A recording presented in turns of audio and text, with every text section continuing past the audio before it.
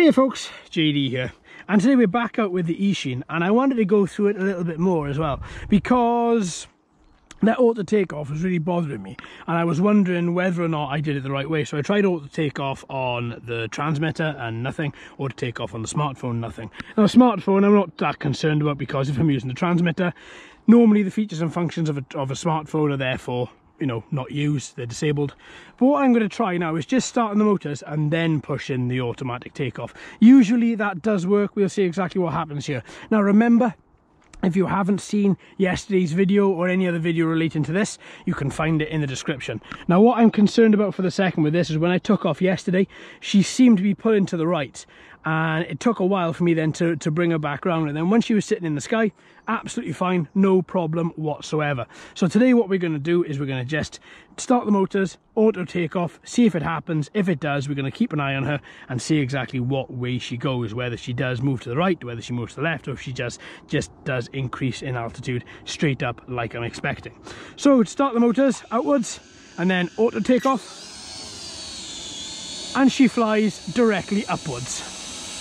Right, okay, well that's answered my first question. So it must have been either something that I did on the sticks or an anomaly or whatever, but it doesn't look as if it's happened at all this time. So let's get some raw footage, let's get some photos this time, so see exactly how well these photos take.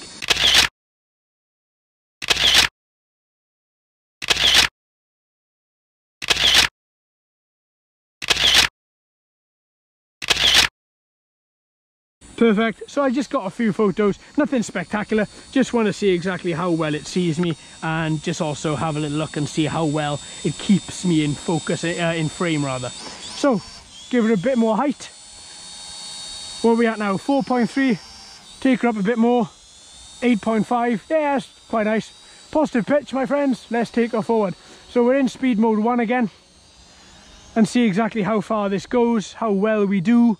I really enjoyed the flight yesterday. I went back over the footage obviously and had a look at it, and do you know what, I thought to myself I was being a bit harsh on it. I did, because I've been flying all these other quads, much more, they're not premium quads, but as far as this is concerned in comparison, they're goddamn premium quads. And because this is a very, very basic, very, very cheaply built quad, beginner-esque, sort of the first thing that you would buy if you're stepping into the field of quadcopters, that sort of end of the market. Now, what I was concerned about is I don't want to come across as either too negative when something doesn't deserve to be negative, because that's well, there's just no aim in that, is there? There's just no, there is no purpose to that. It's just giving something a bad name for the sake of it. So what I thought I would do is I'd come back out here today and I would try again and see if the flight was actually any better, or if it's just me. So that's where I'm coming from today, is I just want to ensure that I'm not actually trying to tar this with the same brush as the Xeno, and therefore it gives me a bad, you know, or I give it a bad name. So what I'm trying to do is be a little bit more objective in today's flight and be a little bit less critical, unless of course it needs me to be, in which case you're going down. So far okay. Now, when I'm flying her, I had no problem with the overall flight yesterday, other than the yaw, if you remember me saying.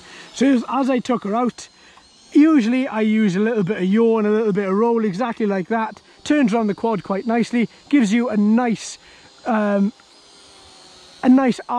also gives you a nice level as well. Something very, very easy to do, and also gives you a very, very what's the word I'm looking for? The word that I cannot think of, and I'm using every other word, it's just not sounding right. The word I'm thinking of is, it gives you a more measured approach, that's it. It's a bit more on rails, it's a little bit safer, do you know what I mean? It just makes it stick a little bit more as it's turning that corner. See, a little bit nicer, rather than just using yaw, which is not a good way to turn a quad. Ah, there we go. And that was the main issue I had yesterday, is when just using yaw and stop it, and she seemed to be overly turning, and I put it down to, at the end of yesterday's video, if you remember, I put it down to momentum, because as she was starting to turn, maybe it was just momentum of the, as she's a brushed quad, and she hasn't got the finesse of a brushless quad, perhaps it was just the brush quad that was keeping her going on momentum a little bit further, which doesn't actually seem to be the case. As I'm stopping her, let me bring her down a little bit more so you can see what I see.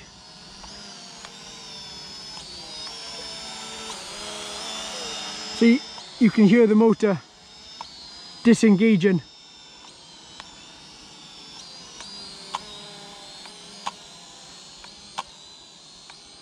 So in fact,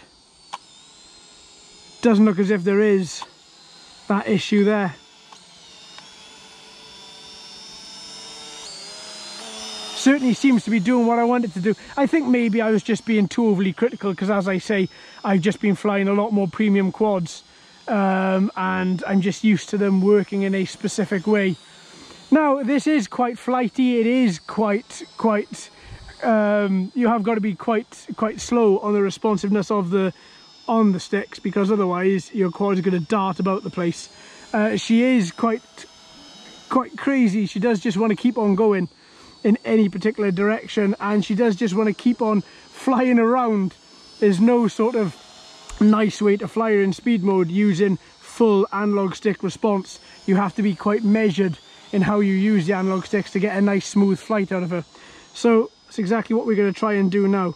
Usually, see, I get a bit more, I've literally been spoilt with the ones I've been flying, but I usually get a little bit more responsiveness out of the analog sticks, so therefore I can sort of gauge a little bit better as to where my fingers are at on the transmitter, whereas with this one I've got to do it by sight and by feel on the transmitter. And anybody knows that, whoever's used these transmitters, and God knows we've seen, I don't know, I must have hundreds of these things now, these transmitters. They're very basic, which is fine. The transmitter just works, that's exactly what I require. But at the same time, you don't have anything fighting you back, so the sticks are quite loose, so you can just quite literally move it, and the sticks are very loose.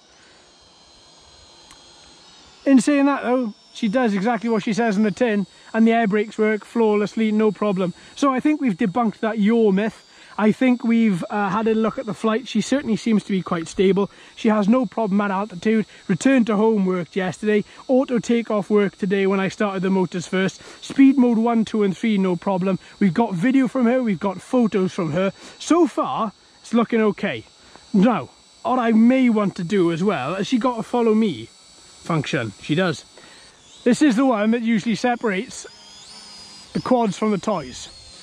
So I'm going to try follow me and see exactly how well she does. Usually this is a catastrophic failure with a lot of these quads.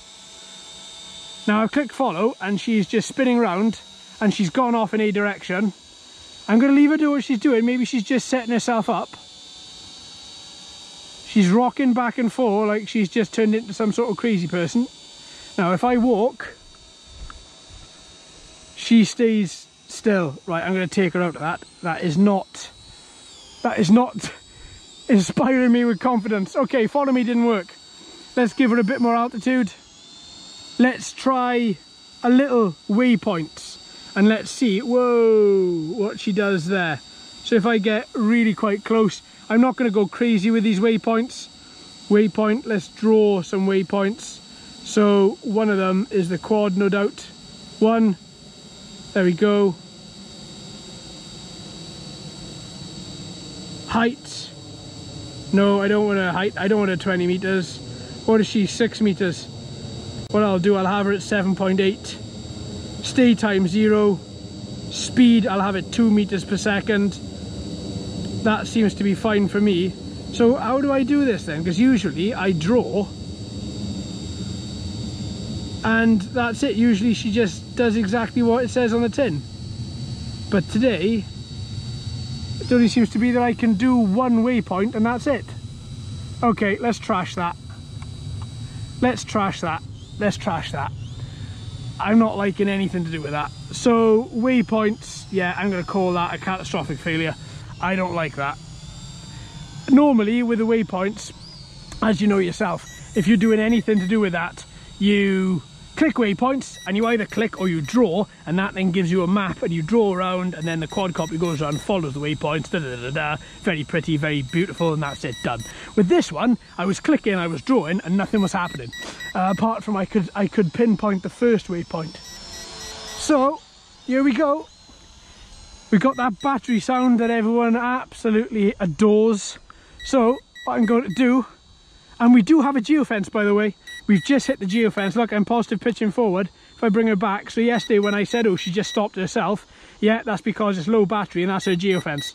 So if I click return to home from there, she'll go up to a standard 20 meters, and then when she's up at 20 meters, she will automatically return, which is exactly what we want her to do. So for the second, she's up at 17, 18, 19, 20.